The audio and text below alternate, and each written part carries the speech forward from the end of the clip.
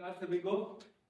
आज मैं आपको बताने वाला हूँ इन शॉर्ट कि 12th क्लास के स्टूडेंट्स हमारे साथ हैं, तो हम लोग कैसे हर 6 to 12 या 6 to 12 क्यों, 1st to 12th क्लास कोई भी क्लास हो, तो उसके लिए हम किस प्रकार से बच्चों के सब्जेक्ट, चाहे फिजिक्स है, केमिस्ट्री है, मैथ्स है, एसएसटी है, चाहे साइंस है, इंग्लिश है, हर चैप्टर को कैसे आसान बना सकते हैं, उसके लिए एक ब्रेनस्टॉर्मिंग एक्टिविटी हम आपके सामने लेके आ रहे हैं।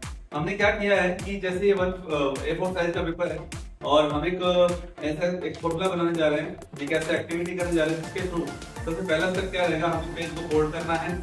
पेज को फोल्ड किया मैंने, अब आप देख सकते हैं पेज को फोल्ड करने के बाद फिर मैंने वर्टिकली 3 फोल्ड किया इसको, और 3 फोल्ड करने के बाद जैसे ही आप देखेंगे तो इसमें टोटल जब इस पेज को ओपन करता हूं तो 3x3 यानी कि टोटल 9 बॉक्सेस यहाँ पे बन जाएंगे। आप इसको फोल्ड पे डिपेंड करता है, अगर आप इसको 3 फोल्ड करेंगे तो वो 4x4 भी बन सकता है, 4x3 भी बन सकता है। मतलब जितनी ज्यादा फॉर्मूले अगर आप बच्चे को बताना चाहें तो उसके ब्रेन एबिलिटी उतनी इंप्रूव होगी, ब्रेन स्टॉर्मिंग उतना ज्यादा रहेगा। हमारे सभी बच्चों ने भी आज फिजिक्स के कुछ टॉपिक थे, आप दिखा सकते हैं यहाँ पे, ये फिजिक्स के टॉपिक्स मैंने कुछ बच्चों को दिए। किस प्रकार से मैंने बच्चों को डिवाइड किया, इधर लिखा हुआ है एल, इधर लिखा हुआ है आर। एल मतलब होता है कि जो मेरे लेफ्ट साइड में बच्चे बैठे हुए हैं वो बच्चे इस चैप्टर के इन फॉर्मूलों के आधार पर, इन टॉपिक्स के आधार पर फॉर्मूले यहाँ लिखेंगे, टॉपिक यहाँ लिखेंगे, एक हिंट के तौर पर है जिस चैप्टर से ये टॉपिक आते हैं। इसी प्रकार से जो बच्चे मेरे राइट साइड में हैं वो बच्चे भी इस टॉपिक के आधार पर इस पेज पर फॉर्मूले लिखेंगे अपने आप, बिना किसी की हेल्प लिए, जो उन्होंने रिवाइज किया है। अब वो कैसे करना है मैं आपको बताता हूं, ध्यान दीजिए। सपोज कीजिए कि मैंने यहाँ पे 3x3 का एक बॉक्स बना दिया। उसके बाद क्या करना है कि सपोज कीजिए पहला टॉपिक है अल्टरनेटिंग ईएमएफ, तो अल्टरनेटिंग ईएमएफ बच्चा यहाँ लिखेगा अल्टरनेटिंग ईएमएफ, और उसके रिलेटेड अब उसको जो फॉर्मूला याद आ रहा है, सपोज कीजिए एसी जनरेटर में अल्टरनेटिंग ईएमएफ जो इंड्यूस होता है वो लिख सकता है, या फैराडेज लॉ के हिसाब से जो उसको याद है, व्हाटएवर ही लर्न, तो ही और शी लर्न, तो he can write E = -d5/dt। तो क्या करेगा, वो टॉपिक यहाँ लिखेगा, उसके एडजेसेंट जो भी फॉर्मूला होगा वो यहाँ लिखेगा। ठीक इसी तरह से सपोज कीजिए स्टेप अप ट्रांसफार्मर है, तो step up transformer in short लिखेगा वो स्टेप अप ट्रांसफार्मर, और स्टेप अप ट्रांसफार्मर में number of secondary turn is greater than number of primary, यानी कि जो प्राइमरी कॉइल में जो टर्न होते हैं वो कम होते हैं, सेकेंडरी में ज्यादा होते हैं। बस इसमें ध्यान क्या रखना है कि जो ये बाकी जो बाउंड्री है, बाउंड्री वाले जो बॉक्सेस हैं, जो लाइनें हैं, उनको हमें खाली छोड़ना है, और उसके ठीक एडजेसेंट साइड में सपोज की यहाँ कोई टर्म लिखी, उसके रिलेटेड फॉर्मूला यहाँ लिख दिया, यहाँ कोई टर्म लिखी, उसके रिलेटेड फॉर्मूला यहाँ लिख दिया, तो इससे बहुत हेल्प मिलती है।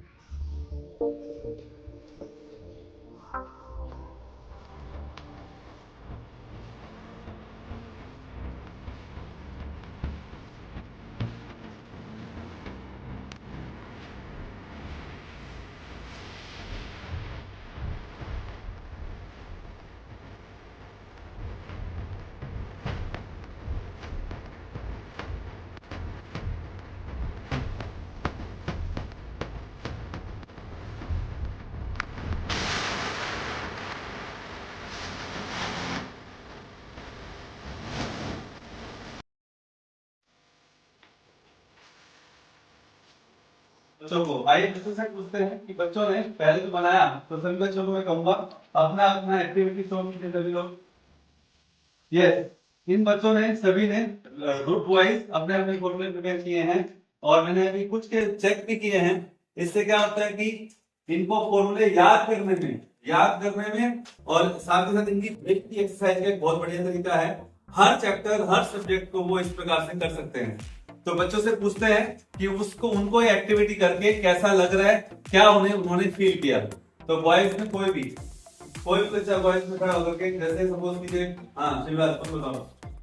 रिएक्टिविटी का मतलब फॉर्मूला रिवाइज करने के लिए हेल्पफुल बहुत ज्यादा, क्योंकि हम किसी प्रकार का कोई कंफ्यूजन आता है एक्टिविटी करते हुए, क्या रहता है, जब मतलब एक किसी का फॉर्मूला लिखेगा तो उसके रिलेटेड बाकी फॉर्मूले भी याद, मतलब उसमें ये रहता है कि क्या मैं सही कर रहा हूँ या नहीं कर रहा हूँ, मतलब फॉर्मूला रिवाइज होता है, ब्रेन की एक्सरसाइज तरीके से कह सकते हैं।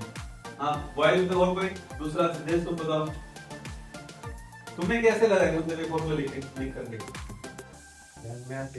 जल्दी आते हैं, कभी कभी वरना कंफ्यूज होते हैं। कंफ्यूज भी होते हैं, और वो कंफ्यूजन माइंड इसलिए होता है ताकि एग्जाम में भी आप कंफ्यूज ना हो। तो इस तरह से आपको ये रिवाइज करते रहना है, लिखते रहना है, सो दैट कि इससे आपकी प्रैक्टिस भी हो जाएगी और कंफ्यूजन से आप बच भी जाएंगे। गर्ल साइड में कोई, गर्ल साइड में, हाँ प्रोसीजर।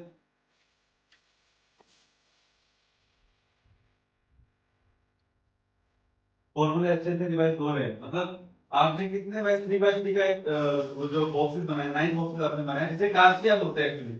क्या कहते हैं इसे? याद किया। तो आपने जो बॉक्स बनाया, इससे आपको फॉर्मूले याद हो गए, या आपकी एक्सरसाइज हो रही है, प्रैक्टिस हो रहा है इससे, मतलब बढ़ती हुई फील। एक अच्छा लग रहा है, एक अच्छा अनुभव है इससे, मतलब कोई एक्स्ट्रा तो नहीं कि नहीं ये तो हमें आता था पहले से, हमें मतलब ये कोई बोरिंग काम है क्या? क्या लग रहा है आपको, बताइए ना, कैसा लग रहा है तुम बताओ। इंटरेस्टिंग है और पहले से कभी किया है क्या? नहीं किया है। आप भी तुम बताओ माने। मतलब वो